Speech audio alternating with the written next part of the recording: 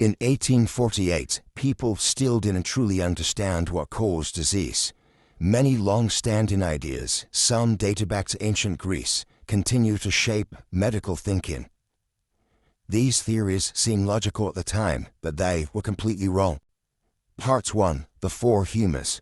One of the most influential beliefs was a theory of the four humours, developed by the ancient Greek doctor Hippocrates and later expanded by Galen.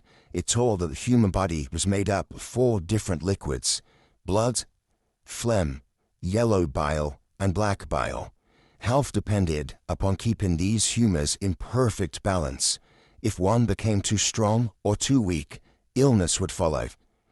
For example, a person with a fever was thought to have too much blood. To restore balance, doctors used bloodletting, either with leeches or just by cutting the skin. If someone was cold and pale, it was said they had too much phlegm or black bile. Doctors therefore use a theory of opposites, treating cold illnesses with hot, spicy remedies and hot illnesses with cool ones. This theory seemed logical. People could see blood, bile, and phlegm, and symptoms like shivering or sweating appeared to fit the idea of this imbalance. However, because it dominated medical thinking for centuries, it held back progress. No one looked for external causes such as infection or germs. Want to get a grade 9 in your GCSE? Imagine having access to real grade 9 annotated answers for examiners covering 2019 to 2024.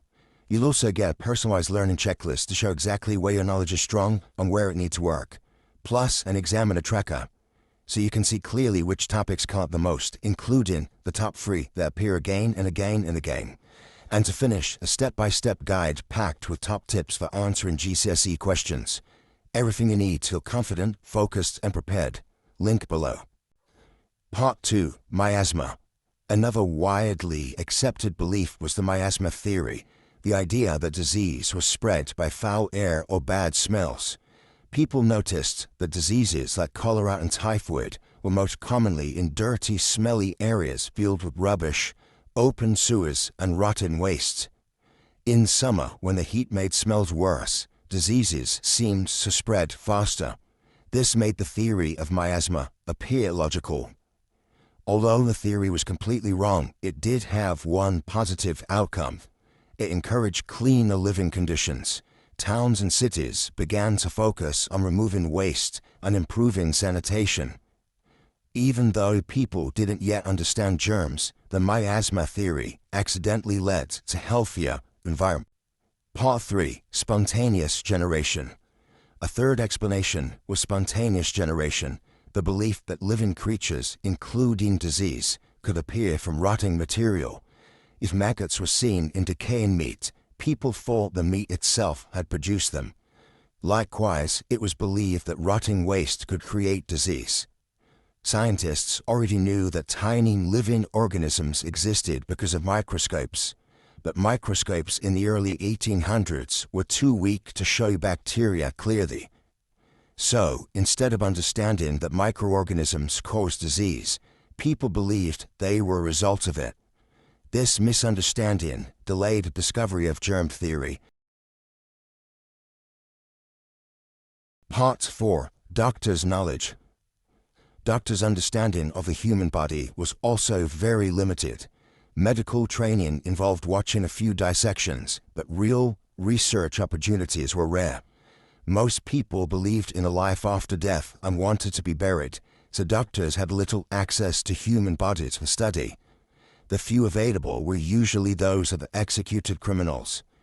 This made it almost impossible to study how diseases affected organs, or to research conditions such as diabetes or arthritis. As a result, medicine remained based on observation rather than scientific evidence. Part 5. Factors affecting progress. Several factors held back medical progress in the 19th century. Number 1. Technology. Microscopes and laboratory tools were too weak to allow proper investigation of germs. Number 2. Funding. The government did not see public health or medical research as its responsibility. Hospitals relied on charity, which meant little money was available for experiments or new ideas. Number 3. Attitudes. Many doctors resisted change. The four humors and miasma theories had been accepted for centuries. There was no proof they were wrong. Some doctors feared that new ideas would challenge their authority or their reputation. These problems meant that scientific progress was painfully slow. Medicine was still guided by tradition and guesswork, and not by evidence or experimentation. Part 6. Conclusion.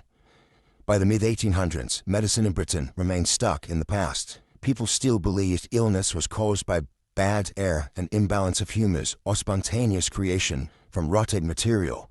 It wasn't until later in the century, when scientists proved that germs cause disease, that medicine began to move forward. Once microscopes improved and germ theory was accepted, medical understanding transformed rapidly. But before that, progress had been held back by centuries of mistaken beliefs.